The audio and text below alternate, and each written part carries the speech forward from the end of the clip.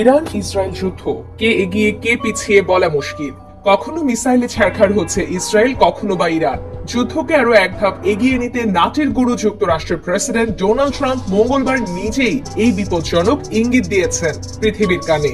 বলছেন আগামী 24 ঘন্টায় কতটা ভয়ঙ্কর হবে, কতটা লোমহর্ষক হবে তার দিক দিশা নেই। যদিও খামেনির বক্তব্য বলে একা ডরে না ইস্পাত, দৃঢ় আদর্শের খামেনি। ইসরায়েল যুক্তরাষ্ট্র দুই বন্ধুকেই নাকানি চুবানি খাওয়াবে ইরান, এমনটাই যেন ইরানের সর্বোচ্চ ধর্মীয় নেতার প্রতিশ্রুতি। রণফুলকি ছুটছে মধ্যপ্রাচ্যে, দমকা হাওয়া লাগা যুদ্ধ আগুনের আঁচ যে কোনো মুহূর্তে আগ্নেয়গিরির মতো ছড়িয়ে পড়তে পারে মধ্যপ্রাচ্যের মরু রাজনীতিতে, তা স্পষ্ট। খামেনির হুঙ্কারের পর অনেকটাই নড়ে চড়ে বসেছেন ট্রাম্প। ইরানের হামলায় যুক্তরাষ্ট্র অংশ নেবে কিনা এই বিষয়ে দেশটির প্রেসিডেন্ট ডোনাল্ড ট্রাম্প বলেছেন, আমি কি করব সেটা কেউ জানে না। কানাডার G7 সম্মেলন শেষের আগেই ফেরার পথে এক্স পোস্টে এমন কথাই বলেন মার্কিন প্রেসিডেন্ট।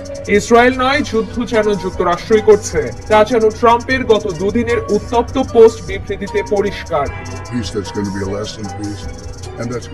এরই মধ্যে ইরানে যুক্তরাষ্ট্রের হামলার পরিকল্পনায় অনুমোদন দিয়েছেন দেশটির প্রেসিডেন্ট ডোনাল্ড ট্রাম্প। তবে এখনই হামলার চূড়ান্ত নির্দেশ দিচ্ছেন না তিনি। মূলত ইরান শেষ পর্যন্ত তাদের পারমাণবিক কর্মসূচি পরিত্যাগ করে কিনা এটি দেখতে অপেক্ষা করছেন তিনি। বলছেন, আমি 1 সেকেন্ড আগে চূড়ান্ত সিদ্ধান্ত নিতে চাই, এমনটি খবর দেন নিউ ইয়র্ক টাইমসের। ট্রাম্পের এমন বার্তা শুনে ভরকি যায়নি খামেনির দেশ, বরং ওয়াশিংটনকে সতর্ক করল তেহরান। ইরান আত্মসমর্পণ করবে না মন্তব্য করে দেশটির সর্বোচ্চ নেতা আয়াতুল্লাহ খামেনি গতকাল বলেন, এটা করলে যুক্তরাষ্ট্রকে অপূরণীয় ক্ষতির সম্মুখীন হতে হবে। ট্রাম্পের বক্তব্যের কথা উল্লেখ করে খামেনি বলেন, যারা জ্ঞানী এবং ইরানের ইতিহাস ভালো করে জানেন তাদের জানা আছে ইরানিরা কোনো হুমকিকে পরোয়া করে না। বুধবার দেশটির টেলিভিশনে সম্প্রচারিত ভাষণে খামেনি এসব কথা বলেন। ইরানের একটি পারমাণবিক স্থাপনায় হামলা চালায় ইসরায়েল, তার পাল্টা জবাবে ইসরায়েলি ব্যালিস্টিকের পাশাপাশি হাইপারসোনিক ক্ষেপণাস্ত্র ফাত্তাহ 1 দিয়ে হামলা চালায় ইরান। বার্তা এএফপি বুধবার ইরানের রাষ্ট্রীয় টেলিভিশনের বরাত দিয়ে জানিয়েছে, ইসরায়েলের সামরিক স্থাপনা লক্ষ্য করে ফের হাইপারসোনিক ক্ষেপণাস্ত্র ছোড়া হয়েছে, যা ইসরায়েলের সামরিক গোয়েন্দা ও শিল্প স্থাপনায় ব্যাপক ক্ষয়ক্ষতি করেছে।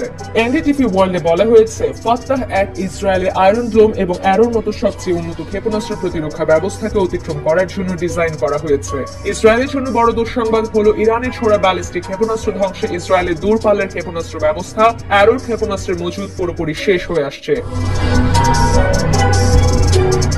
তবে মার্কিন সংবাদ মাধ্যম ওয়াল স্ট্রিট জার্নাল এর এমন খবর নাকচ করে দিয়েছেন ইসরায়েলের কর্মকর্তারা। ইসরায়েলের আগ্রাসী বিমান হামলার জবাবে একের পর এক ক্ষেপণাস্ত্র